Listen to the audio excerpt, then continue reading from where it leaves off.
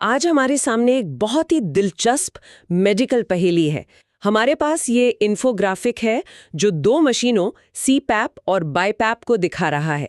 अब देखिए, ये दिखने में लगभग एक जैसी हैं, लेकिन इनके काम करने के तरीके और यहाँ तक कि कीमत में भी जमीन आसमान का फर्क है। तो आज इसी बात की तह तक चलते हैं कि आखिर ये दोनों मशीनें इतनी अलग क्यों हैं। ठीक है, तो इस इन्फोग्राफिक में सबसे पहले सीपैप का जिक्र है।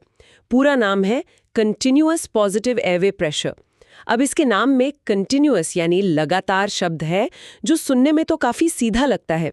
पर क्या इसका मतलब सच में यही है कि सोते समय एक ही दबाव बना रहता है, या इसमें कोई और बारीकी है? आपका सवाल बिल्कुल सही जगह पर है, क्योंकि यही इसकी सबसे बड़ी खूबी भी है और कह सकते हैं कि सीमा भी। अच्छा जी, कंटिन्यूअस का मतलब बिल्कुल यही, एक स्थिर लगातार दबाव। जब मरीज सो रहा होता है तो चाहे वो सांस अंदर ले या बाहर छोड़े, मशीन एक ही तय प्रेशर पर हवा देती रहती है।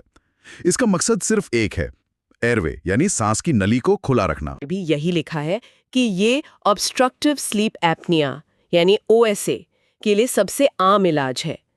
लेकिन मैं सोच रही थी, एक ही दबाव के खिलाफ लगातार सांस छोड़ने में कैसा लगता होगा?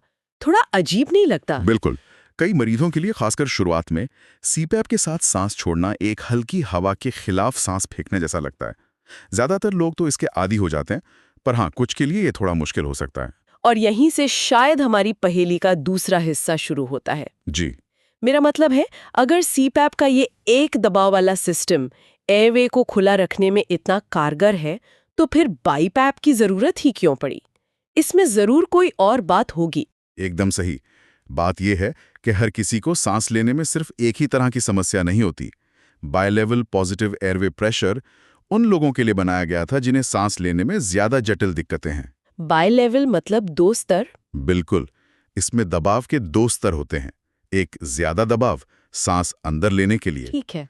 और एक काफी कम दबाव सांस बाहर छोड़ने के लिए। ओ, तो ये मरीज के लिए सांस छोड़ना आसान बना देता है। हाँ, बहुत आसान। तो इसका मतलब बाईपैप सिर्फ एयरवे को खुला ही नहीं रख रहा, बल्कि ये मरीज की सांस लेने की मांसपेशियों को एक तरह से मदद भी कर रहा है, खासकर जब सांस छोड़नी हो। ये तो एक सपोर्ट सिस्टम से ज्यादा एक पार्टनर जैसा हुआ। क्या बेहतरीन तरीके से समझाया है आपने। ये एक पार्टनर ही है। अब सोचिए, एक मरीज है जिसे COPD या कोई न्यूरोलॉजिकल समस्या है। छोड़ना भी एक मेहनत का काम है। ऐसे में सीपैप का लगातार दबाव उस मेहनत को और बढ़ा सकता है। अच्छा। वहीं बाईपैप का कम दबाव वाला एग्जिट प्रेशर उनके लिए एक बहुत बड़ी राहत बन जाता है। ये सांस लेने के काम के बोझ को ही कम कर देता है। तो इसे हम ऐसे समझ सकते हैं कि सीपैप हाईवे पर क्रूज कंट्रोल की तरह है, एक स्थिर गति, एक स्थिर सपोर्ट, हाँ, कह सकते हैं। जो ज्यादातर स्थितियों के लिए बहुत अच्छा है। लेकिन बाईपैप वो शहर में ड्राइविंग करने जैसा है, जहां आपको मरीज की जरूरत के हिसाब से लगातार स्पीड एडजस्ट करनी पड़ती है। ये ज्यादा अनुकूलनीय है। ये एक शानदार एनालॉजी है। बिल्कुल यही बात है। तो संक्षेप में, चुनाव इस पर निर्भर करता है कि समस्या क्या है।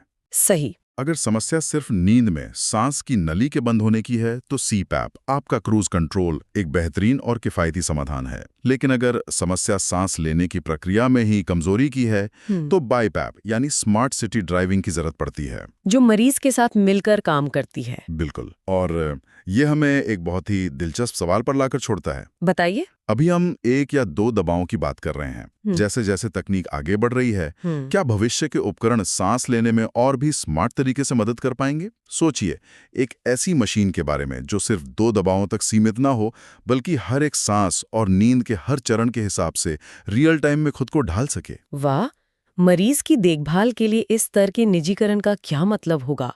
ये तो सोचने वाली बात है।